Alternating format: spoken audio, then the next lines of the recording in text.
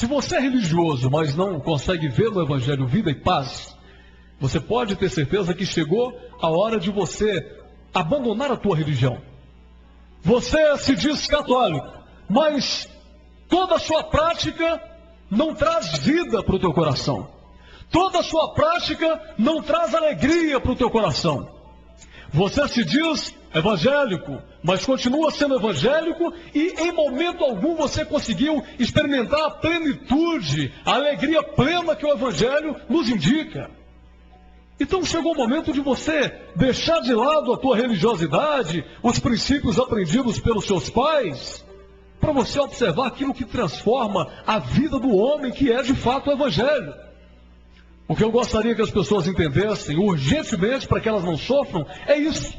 De que vale a minha religião, se essa minha religião não me aproxima de Deus? E a palavra religião, no original, vem de religar, religar a Deus.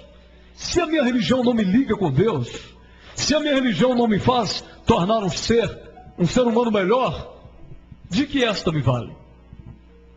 É isso que a gente deveria refletir. E é por isso que eu quero conversar com você acerca desse assunto.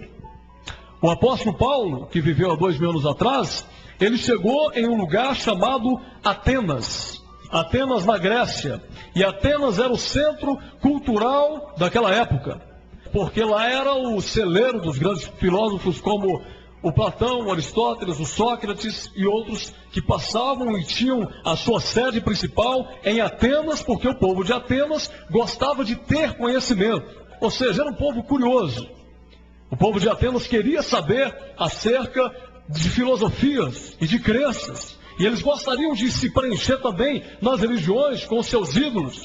E Paulo chegou em Atenas até foragido, porque ele passou em 2 outros lugares também religiosos antes de chegar em Atenas, e o primeiro desses lugares foi Tessalônica. Depois, na sua casa, com todo o tempo, você vai ler, começando aí do 17 e passando até o 24, não precisa ler agora. Mas Paulo passou em Tessalônica, e ali ele estabeleceu 3 sábados seguidos de ensino do Evangelho nas igrejas judaicas, que eram as sinagogas.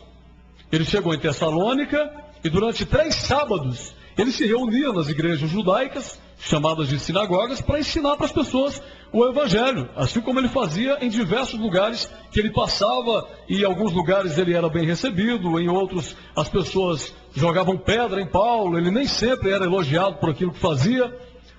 Mas o fato é que, chegando nessa comunidade de Tessalônica, ele conseguiu até convencer algumas pessoas acerca do Evangelho, alguns gregos, judeus, as senhoras da classe alta, as senhoras que eram ricas daquela comunidade, e os judeus ficaram possuídos e possessos de inveja, porque Paulo estava conseguindo, no pensamento deles, manipular os seus conterrâneos com essa nova ideologia, com essa nova religião. E ele não estava manipulando, ele só pregava o Evangelho, e as pessoas criam, assim como você está crendo, espontaneamente. Então os judeus perseguiram Paulo em Tessalônica, e ele precisou correr para uma outra cidade chamada Bereia. E essa Bereia já habitavam pessoas que eram mais prudentes, porque em Bereia as pessoas que ali estavam ouviam acerca do Evangelho e pesquisavam nas Escrituras para ver se aquele que anunciava o Evangelho estava pregando algo de acordo com as Escrituras. Ou seja, a turma de Bereia era daquela turma sensata, que queria aquela novidade que é o Evangelho para aquele tempo, mas mesmo assim ainda ficava um pé atrás. Eles queriam ouvir o Evangelho, pesquisar, se batia com as Escrituras para que eles não fossem enganados. É a turma de Bereia. Você já ouviu falar alguém dizendo: olha, eu sou um crente de Bereia? Né? As pessoas, os crentes mais velhos, sempre falam: não, eu sou um crente de Bereia, eu pesquiso tudo aquilo que eu ouço. Você já ouviu? Quando você ouvir, ele não está dizendo que ele é de Bereia, não é por causa da Assembleia, não. Tem gente que acha que é por causa da Assembleia. Não, viu? O cara diz: eu sou um cara da Bereia. Eu falei: olha, você pesquisa tudo? Não, é porque eu nasci na Assembleia. Na Assembleia. Eu falei: não, você está voado, você nem sabe o que você está fazendo. Mas o crente de Bereia, o cristão de Bereia, não era o da Assembleia. Era o cara que ouvia e pesquisava e botava em prova aquilo que ele havia ouvido. Ele pesquisava nas Escrituras. Mas o fato é que também nessa comunidade de Bereia, algumas pessoas da alta posição, principalmente as mulheres, que tinham sensibilidade maior, creram na palavra que Paulo havia pregado. E os judeus que estavam em Tessalônica, e que perseguiram Paulo em Tessalônica, aproveitaram a oportunidade que ficaram sabendo que Paulo se encontrava nessa comunidade de Bereia, onde as pessoas ouviam e pesquisavam e colocavam à prova tudo aquilo que elas ouviam. Os judeus, sabendo disso, resolvem perseguir Paulo, Silas e Timóteo, que eram aqueles que participavam da comitiva de Paulo, até Bereia. E eles foram para lá na intenção de prender Paulo e prender todas as pessoas que ali estavam apregoando as boas novas que eram e são o Evangelho. O que acontece, meus caros irmãos andantes e peregrinos da caminhada?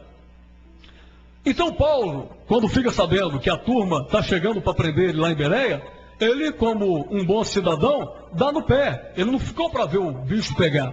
Ele foi embora e deixou atrás os seus companheiros de caminhada, que eram Silas e Timóteo. Vocês estão entendendo? Eu preciso dar essa volta só para chegar onde eu quero e você não ficar perdido, boiando depois. Assim que Paulo fica sabendo que os seus perseguidores estavam a caminho dessa comunidade que ele se encontrava, ele pede para que Silas e Timóteo ficassem por lá e ele parte na frente, agora sim, para essa nossa comunidade que nós vamos falar nessa noite, chamada Atenas.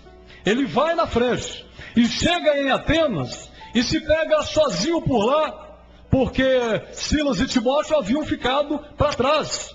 Eles iam chegar depois. O percurso era grande, a caminhada era longa.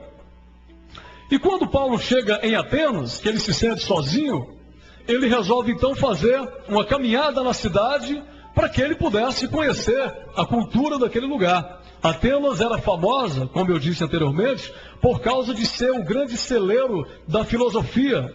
Os seguidores epicureus do Sócrates, que foi um dos maiores filósofos, já estavam naquela comunidade quando Paulo chegou. Aqueles que gostavam de debater acerca de filosofia, de fazer oratórias, de fazer grandes discursos, todos iam para Atenas. Lá era o lugar do grande conhecimento. O centro acadêmico e cultural era Atenas. Então Paulo chega lá e vai conhecer mais sobre aquela cidade. Ele vai andar nas ruas da cidade para ver quais eram as novidades. E quando ele se instala naquela cidade e vai pesquisar o que havia, ele percebe que as pessoas que ali estavam eram tremendamente idólatras. Existia talvez 30 mil ídolos criados por mãos humanas naquele lugar que as pessoas adoravam. Ou seja, Paulo tropeçava em ídolos. Onde é que ele ia, tinha ídolos. As pessoas chegavam a dizer que Atenas tinham tantos ídolos que era mais fácil você encontrar por lá um ídolo de prata, de escultura, do que você encontrar por lá um homem. Tinha mais ídolos do que homens. Tinha 10 mil habitantes, enquanto tinham aproximadamente 30 mil ídolos naquele lugar. E além dos ídolos, ainda não tinham as ideias filosóficas. Então Paulo nota o absurdo em que as pessoas viviam naquela comunidade no intuito de se preencherem. Porque quanto mais você cria ídolos para a sua vida, e quando eu digo ídolo, eu não estou me referindo apenas aos ídolos de esculturas, que também são errados, mas eu estou me referindo a muitos ídolos que nós cultivamos nos nossos corações, como os nossos ídolos psicológicos. Mas o fato é que quanto mais você quer atrair ídolos para você cultivar dentro de você, é mais um sinal do desespero que habita o seu coração.